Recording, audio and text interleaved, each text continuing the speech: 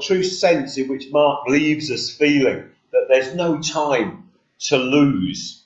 From verse 14 in chapter 1, verse 14 of chapter 1 to verse 50 of chapter 9, Mark gives us Jesus' ministry in Galilee in a nutshell, really. Quickly listing the headings in the NIV sort of gives us an overview of this sort of period of time. So it goes like this: the calling of the first disciples. Jesus drives out an evil spirit. Jesus heals many. Jesus prays in a solitary place. A man with leprosy. Jesus heals a paralytic. The calling of Levi. Jesus' question about fasting. Lord of the Sabbath. Crowds follow Jesus. The appointing of the 12 apostles. Jesus and Beelzebub. Jesus' mother and brothers. The parable of the sower. A lamp on a stand. The parable of the growing seed. The parable of the mustard seed. Jesus calms the storm. The healing of a demon-possessed man. A dead girl and a sick woman. A prophet without honour. Jesus sends out the 12. John the Baptist beheaded. Jesus feeds the 5,000. Jesus walks on the water. Clean and unclean. The faith of the Syrophoenician woman. The healing of a deaf and mute man. Jesus feeds the 4,000. The yeast of the Pharisees and Herod. The healing of a blind man at Bethesda. Peter's confession of Christ. Jesus predicts his death. The transfiguration. The healing of a boy with an evil spirit. Who is the greatest? Whoever is not against us is for us, causing to sin. There's 38 headings there, 358 verses from verse 14 of chapter 1 to verse 50 of chapter 9. That's around 9.5 verses for each of those headings. They're not brief highlights, although it might be there in a nutshell. It's quite a story of what happened in Galilee. Jesus was busy. He was on a mission. It was Mission Galilee. And Mark's gospel reflects that mission. Jesus was announcing the arrival of the kingdom of heaven. At the start of March, we're fortunate. We've got Messy Church again. It gives us another opportunity to consider Mission Galilee. Because this was going to be the one sermon on these 358 verses, but we get another chance with Messy Church. Before we set our sights on Jerusalem, which is what comes next, and then Palm Sunday, and the precarious journey down the Mount of Olives as the crowds welcome the Messiah. But today, we're going to just concentrate on this short little passage, just these 5 verses that we had read for us. And I'm going to ask Mary, have you got any water? Yes, would you like it? Do you mind? Sorry. Thank you. The calling of Levi. Or, I don't know whether you've noticed, that the NIV has gone through a transition. And there are 2 versions of the NIV that are out there. And there's some quite significant differences. Sometimes it's just in the headings, which of course the headings are not in the text. They're just what the translators have put in. And sometimes actually there's slight textual differences. But the modern, more modern NIV calls this section, Jesus calls Levi and eats with sinners. We'll get to that bit in a minute. Our passage starts with Jesus being active. Once again, this is ethos, and we can sense the urgency here. There's the unplanned demolition of the roof of the house just around the corner from Peter's mum's. It's caused a stir, and we'll find out far more about that in the All Age in March. But now Jesus is back out speaking to people. Mission Galilee. It's not complete. Even with that healing, there is still many more who need to hear that the kingdom of heaven is here. Now, it's like this urgency. And Jesus goes to where the people are. He goes to the lake.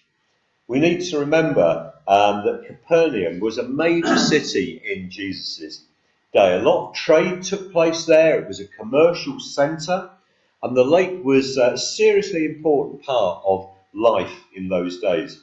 As you read Mark's Gospel, one of the things I notice as I read this section is that Jesus and the disciples seem to be crossing the Sea of Galilee, quite normally, really. It's a repeated thing. You'd be forgiven for thinking that, I'm assuming this was the main form of transport from the side that we now know as the Golan Heights across to the West Bank area where the modern city of Tiberias has grown up. And because of that, this made cities such as Capernaum very busy places. This is where Jesus would find the people, and according to Mark, it didn't take much for a crowd to form around him.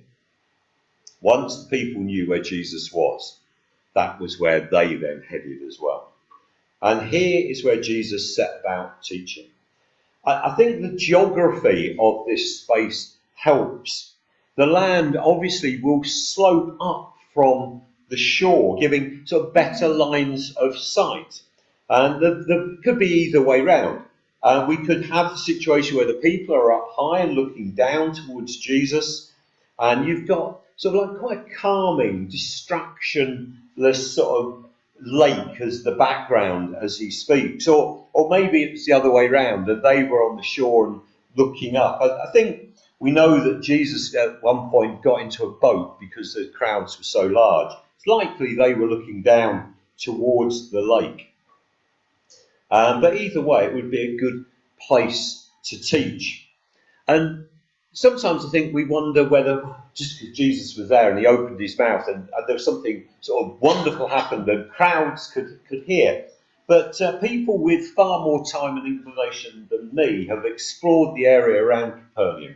And there is a natural amphitheatre where you can actually show that up to 5,000 or so people could hear the human voice if the person projects themselves well.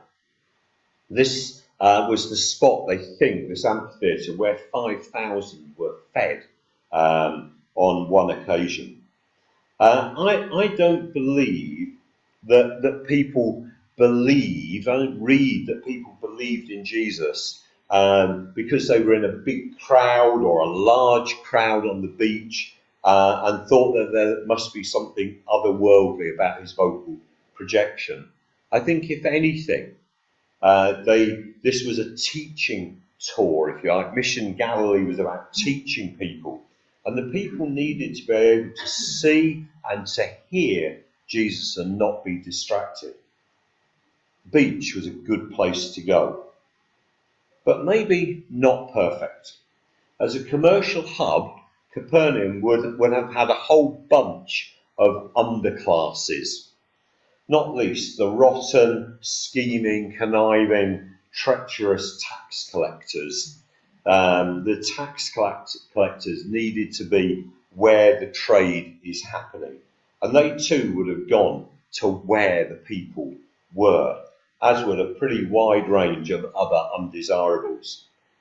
And Jesus, seeing Levi, a tax collector of all things, in his booth, said, "Follow me." I think what is just as surprising as Jesus saying, "Follow me," is that Mark tells us that Levi got up and followed. There's this big crowd. There's plenty of opportunity to catch up with those who have avoided paying their taxes, and it's most likely a bit chaotic with all these extra people around. Chaos is the lifeblood, isn't it, of those who want to take advantage of others. Why did Levi follow?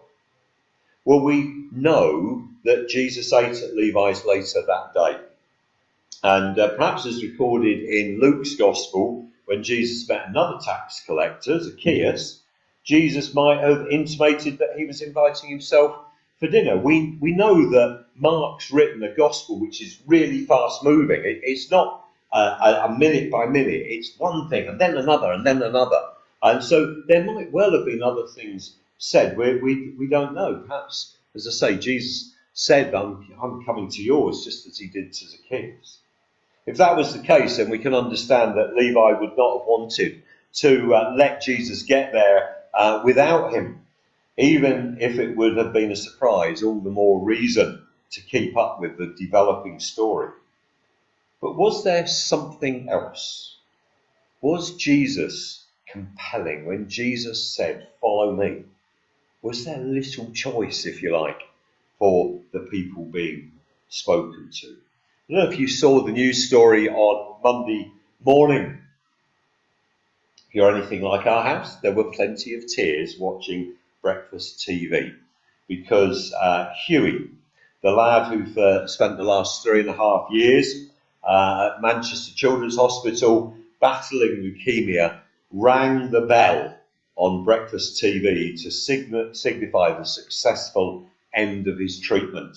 And alongside him was his mate Freddie, with whom he'd raised over £300,000 for the Manchester Children's Hospital. It's a hugely affirming story in so many ways. But I remember saying to Mary the first time I saw him on a BBC News bulletin, I reckon he's going to get a job as a TV presenter. And it was even more obvious this time. He has a natural charisma that attracts people to him. I mean, the two of them, one of them's got this sort of like floppy hairstyle, this is Freddie, and he has the look. Huey doesn't have the look in quite the same way. He's got quite a boring haircut, but he has this amazing charisma about him. And on Monday, the reporter gave him an impromptu hug live on TV. It was the sort of one where arms and cheeks and microphones all sort of ended up in the wrong places. But it was just what had to happen. If Huey has that ability to draw people, then we shouldn't be surprised that the Son of God can say, "Follow me," and people drop what they are doing and follow him. And the next thing that we hear from Mark is that Jesus is having dinner at Levi's house. Now, remember, obviously, I've just said this is an action-packed gospel. We're not going to get a list of other people spoken to, or even the complete time frame or the outline of what Jesus taught. Jesus says, "Follow me." Levi jumps up. Next thing we know, they're having dinner together. And what we find is that Jesus is not just having a quick snack with a new best friend. No, this is a dinner with sinners. We're told that many tax collectors and sinners were there eating with Jesus and his disciples. Now, now I try not to shock when I'm preaching. And I know some preachers are more than happy to throw in the odd controversial thought or remind us that the world is not all Christian, with descriptions of behaviour that we generally not think about. Not into that. But I think we have to at least acknowledge that in this motley crew that Jesus and Simon and Andrew and the other disciples were sharing food with most likely there were those who misused alcohol, those who resorted to violence, those who took advantage of others, those working as prostitutes, thieves, and those running from their pasts. There were probably a pretty interesting range of stories being shared. I wonder if you just want to try and put your head, if you like, into the mind of one of these sinners, sort of sit there as somebody who's at this meal. And maybe this isn't just what happens every night of the week. Levi's put the word out. This is something special. Jesus is eating at mine tonight. Why don't you come? And you're there, and a load of you have taken up this offer. And you sat there, and the John Dory fish have been roasted over the charcoal to perfection. And you're tucking into juicy fish and salad and olives and hummus. And it's all scooped up with flatbread. And then Peter comes up to you and says, "Why did you come? Why have you come? What questions have you got?" They're there eating with the Messiah. I mean, maybe they didn't know at that point that he was the Messiah, but I think probably they had a pretty good idea that there was something really special about Jesus. about why they were there. And then there are the disciples, this group of men who've already followed, perhaps people that they already knew. This is better than question time at Bury Town Hall, I'll tell you. What would you be thinking? What would you have asked had you been there? Perhaps you're thinking, I'm not worthy even to be here. Surely he can see through my lies. I mean, I haven't told my wife this, but can he help me with whatever? You're married. I've heard you've had numerous wives and partners. Please don't tell the Romans, but I ran away from Moab because I murdered someone. I just want to be loved. I need to be paid. Meals are important places, aren't they? They're an opportunity to let your defences down. I wrote this on Wednesday. We ate with Stuart and Val last night, and Stuart fainted in front of me. Did you notice that this meal, it's not an evangelistic outreach event organised by the Mission Galillee steering group? Jesus has in effect invited himself to Levi's. It's Levi's house, Levi's meal. But Jesus and his disciples are there. He's gone to the people once again. He went to the beach, now he's gone to the house. Not inviting people to his meal. Jesus goes to their place where they will feel secure, where they will have questions perhaps and feel confident to ask them. I wonder what would be the equivalent today.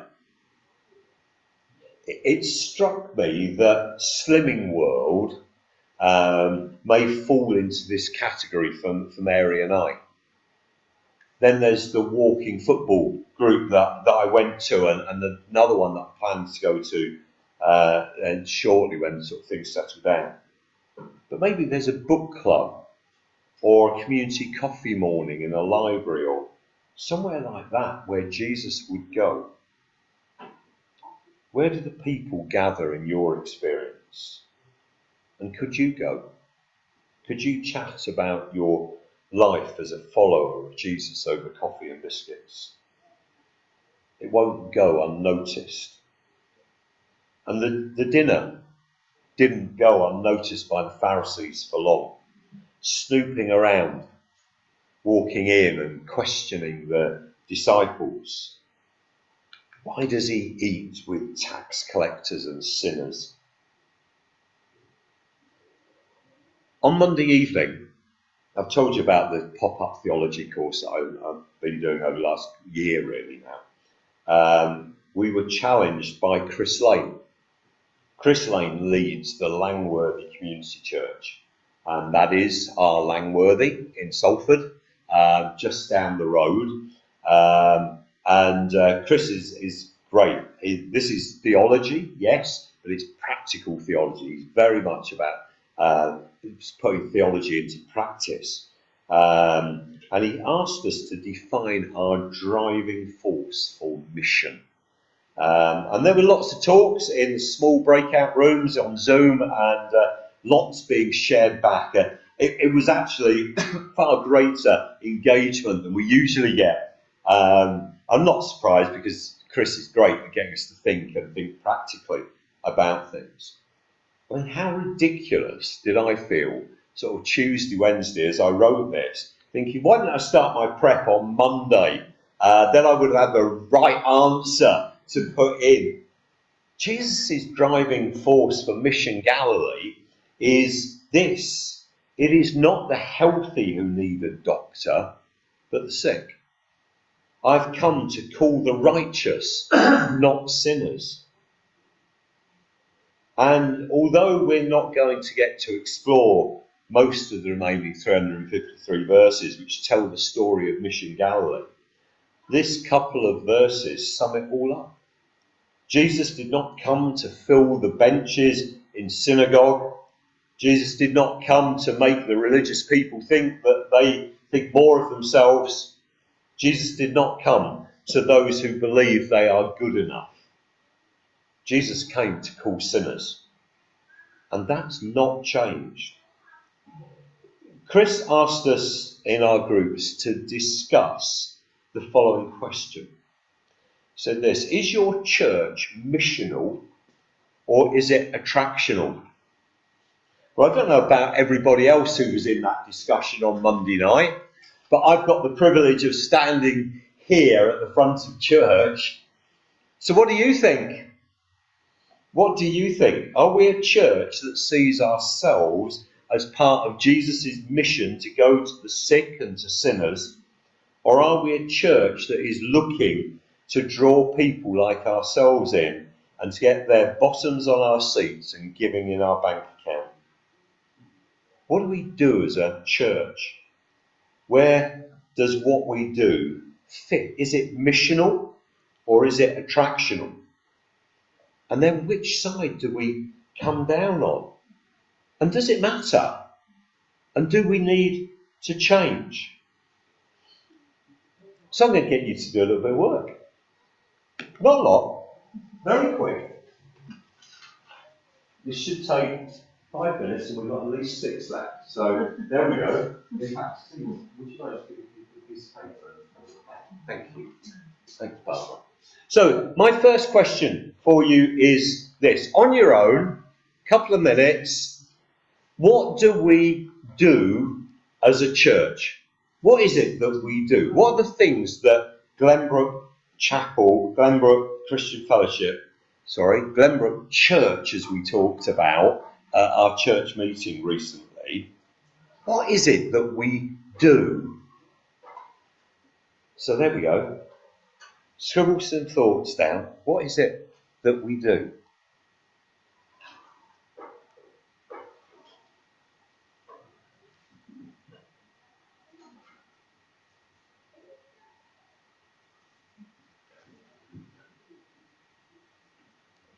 And you've had some thinking time, so you've got about 1.5 minutes to get things written down. And I'm watching the hand go round. Barbara's at a bit of a disadvantage, but she still had the thinking time as she's walked round.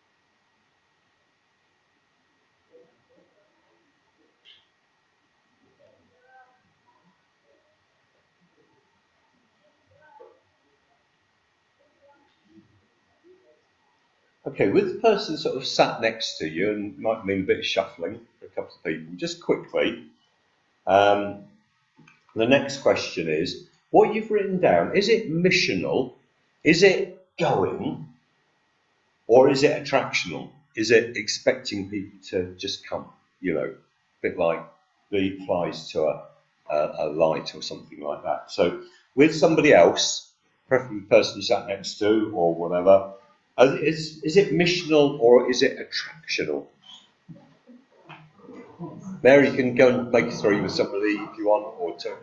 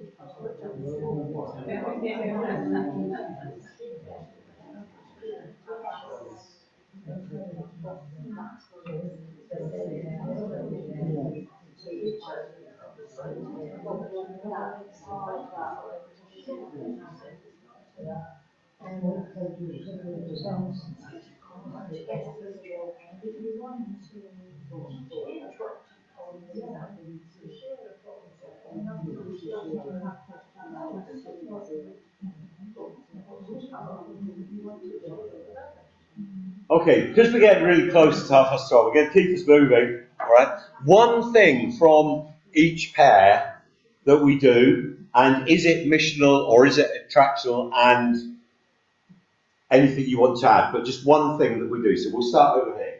Florence. Well, attractional in the sense, only not to get buttons on seats on Monday, like you said, but to hold events, to invite people in so that we can share the joy of what Christian life is.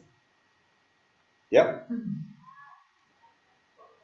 Okay. Yep. So attractional, but with a missional edge to it. Exactly. Yep. Barbara. Well, as is your outreach via Messy Church or the coffee morning, Sandals Group, opening that. It's a mission, but to be attracted to why we're here, which is Jesus, pointing in that direction. It comes hand in hand, I think. Yep. Okay.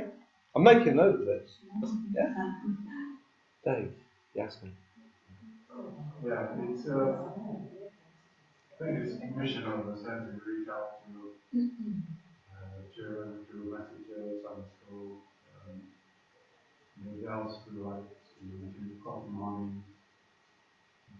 It's a bit of both. Attraction, we attract them in the sense you want them to come. Yeah. Also providing them with something to look forward to. Yeah. Brill, thank you. Norma, Benya? We have seen it from two different angles. So I'll take my angle. and then Norma will correct you. So I'm speaking from the point of the Sunday services in the Bible study. I think we're missional because we're consistent in the evangel of the gospel. We preach repentance for sin and salvation by faith in Christ through the bondage of sin. So we are consistent in that. So in that sense, I think we are missional. When people come here and present the gospel. Okay. And Norma? All of that, but by being attractionable, really, drawing people in to them to do exactly what Benny has just said. Yeah. Okay. David, Mary? No? It is attractional, but it's got a very, very strong message of welcome. And I've seen churches where they're attractional, but there's no welcome. And we're not like that. We're constantly saying welcome. Right. Yeah. Which is good. Yeah. That's good. I think it's interesting because actually I think what you've come up with is what I struggled with on Monday night, in a sense, was that our message is missional. You know, we're consistent in what we present, how we present the gospel, aren't we?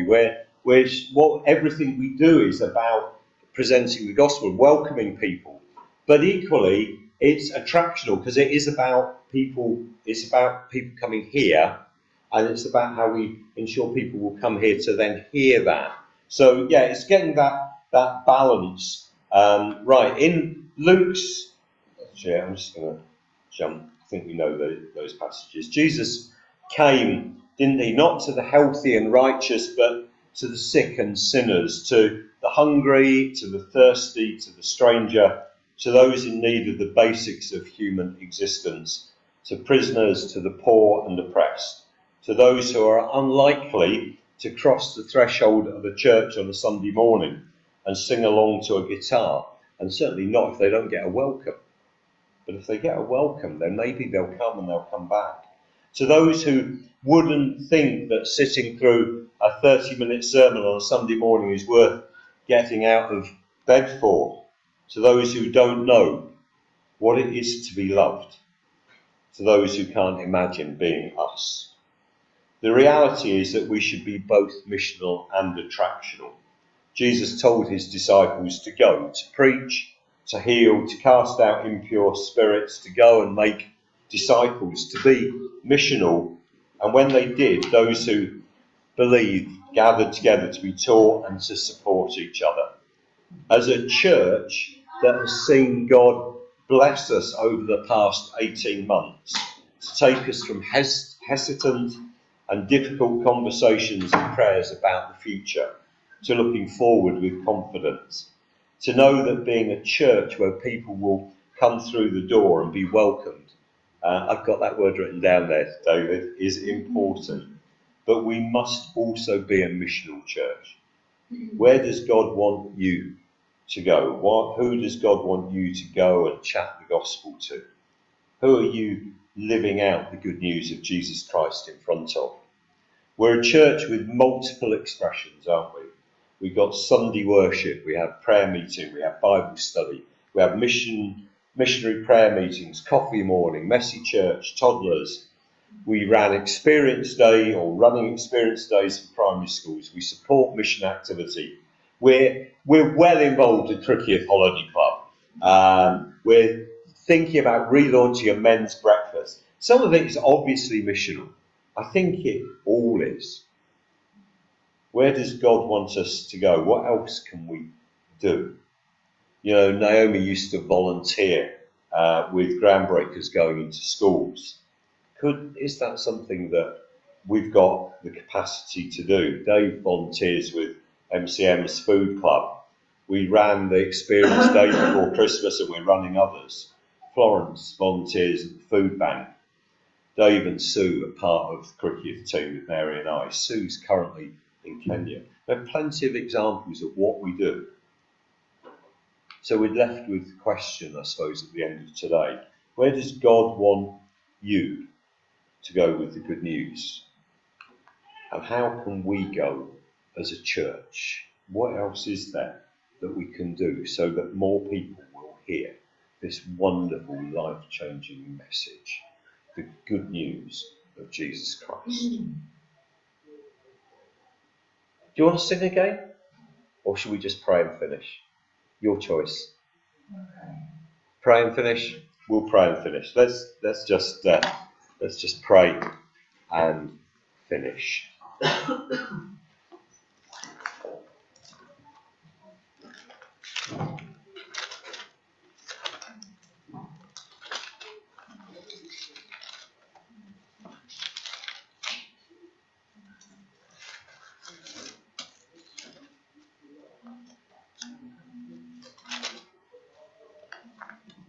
Now to him who is able to do immeasurably more than all we ask or imagine, including in taking his gospel out there and empowering us according to his power that is at work within us. To him be glory in the church and in Christ Jesus throughout all generations, forever and ever. Amen. And kick the elders up the backside if they're still talking out here at 11 o'clock and haven't got in the back to pray already, because we overrun, not really because the service overruns, but because us elders don't get ourselves out here on time. So I apologise.